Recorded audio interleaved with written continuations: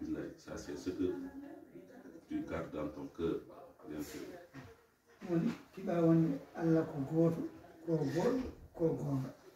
Que tu acceptes que tu mettes dans ton cœur que Dieu, il existe, que il est seul, unique, et c'est la vérité.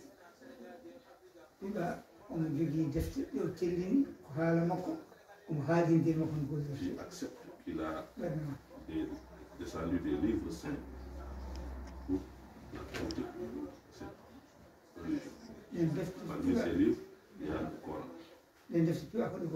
Et que tu acceptes ces livres saints, c'est la vérité, elle existe.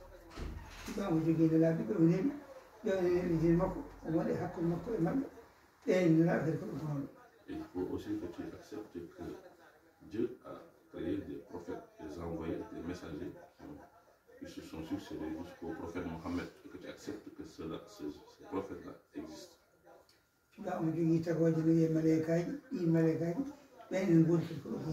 Que tu acceptes et reconnais aussi qu'il y a parmi ces créatures des anges, que dans le nom on dit malaïk.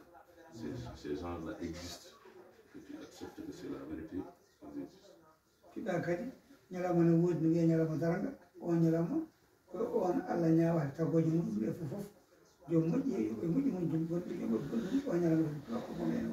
Que tu acceptes et reconnaisses aussi l'existence du dernier jour, du jugement dernier. Le jour du jugement dernier, ce jour-là, il existe.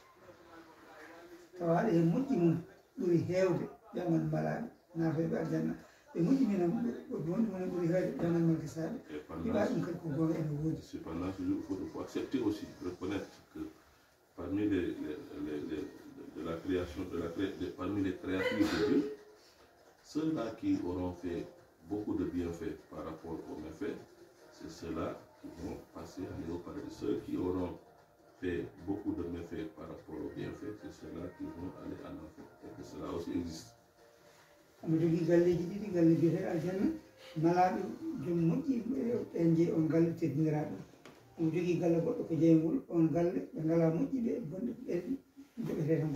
dit aussi qu'il faut que tu acceptes, tu reconnaisses qu'il y a deux maisons là-bas. Et ces deux maisons, l'une c'est le paradis, l'autre c'est l'enfer. Le paradis c'est pour les chanceux qui dont les bienfaits sont plus nombreux. Ceux-là, ils vont habiter là-bas. Les autres dont les méfaits, les malchanceux dont les méfaits sont beaucoup plus nombreux, c'est ceux-là qui entreront à la deuxième maison d'enfer.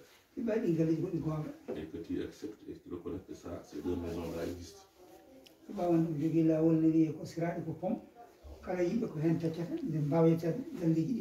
Que tu acceptes aussi qu'il y a ce qu'on appelle un pont, qu'on appelle Sirat. Et ce pont-là, que les gens vont le traverser, les êtres humains vont le traverser pendant ce jugement dernier-là, pour aller vers le paradis. Et aussi ceux qui tomberont dans l'enfer aussi, c'est sur ce pont.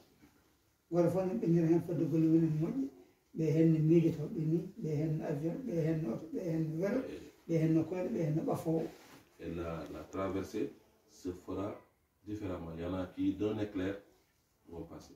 Il y en a qui vont passer à la vitesse de l'avion, d'autres à la vitesse de la voiture, d'autres à la vitesse de la marche au pied, d'autres de la vitesse de la personne qui rampe. Tout ça, c'est selon chacun par rapport au bienfait qu'il aura accumulé. Et que tu acceptes que cela aussi, ça existe. Il faut accepter aussi l'existence de ce qu'on appelle la volonté de Dieu. Tout ce qu'il veut se réalise, ce qu'il ne veut pas ne se réalisera pas. Ça aussi, que tu acceptes que ça, c'est la vérité.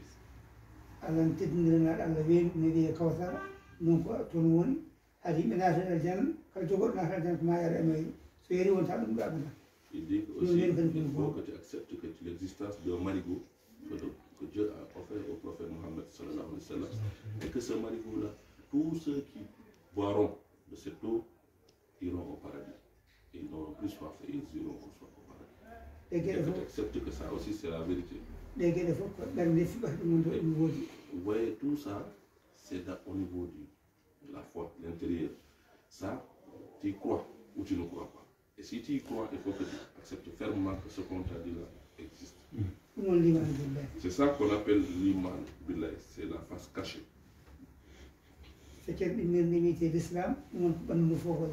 L'autre partie visible, c'est cette partie qu'on appelle islam. Et ça, c'est les membres, là, qui vont l'exécuter. Et c'est cette partie, c'est 5 éléments. La première des choses, c'est la shahada. Ce qu'il vient de répéter.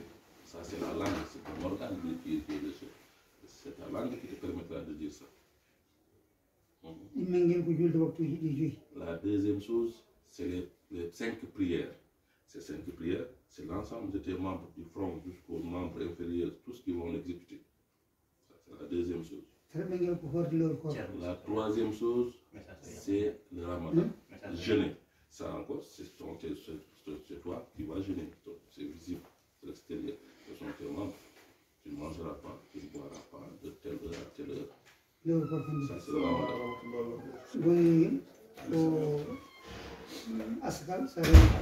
La quatrième chose, c'est la zakat. La zakat aussi, ce sont tes avoirs qui seront quantifiés et la zakat sortira de tes avoirs. Et ces avoirs, c'est encore toi qui les travailles avec ta main, ton intelligence. Donc, c'est la quatrième chose.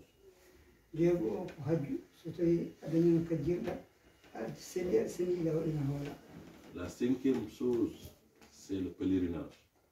Le pèlerinage, par contre, c'est selon des conditions. Il y a des préalables. Que toi, d'abord, que tu sois en bonne santé pour pouvoir le faire et que tu aies les moyens de le faire. Et aussi, que là où tu vas, il y a la sécurité. La sécurité, ça peut parler de la santé, ça peut parler de la guerre, tout. Par exemple, cette fois-ci, les musulmans veulent partir, mais pas à cause du Covid. Donc voilà. C'est pour ça, le cinquième pilier, il n'est obligatoire que si les conditions sont réunies.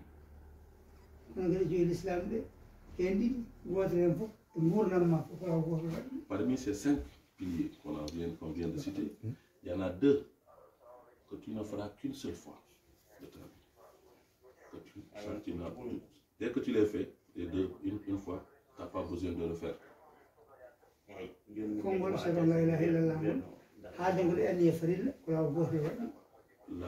L'une, c'est le shahada. Ça, c'est une fois pour toute la vie. En tout cas, pour les conditions de farila, c'est-à-dire en termes de piliers. C'est parce que la shahada, quand tu feras les ablutions, tu vas le dire. Quand tu pries, après que tu finis, tu vas le dire. Mais ce n'est pas ça.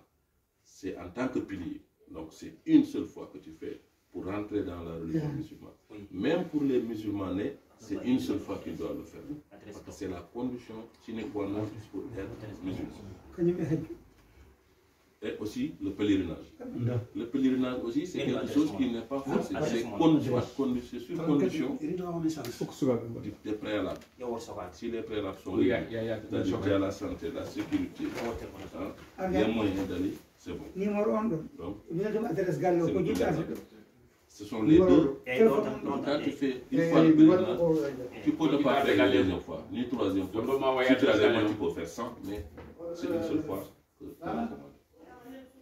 Est-ce que tu vois? Les autres 3, tu les fais tous les jours. Chaque année, tu le fais général. Chaque jour, prière, ça c'est obligé. Et la zakat, c'est selon tes moyens. Chaque année, tu sors. Chaque année, il faut sortir de zakat. Tant que tu as les moyens, il faut le faire. Voilà. Vous avez bien compris? Et c'est très clair? Voodoo. Alors, je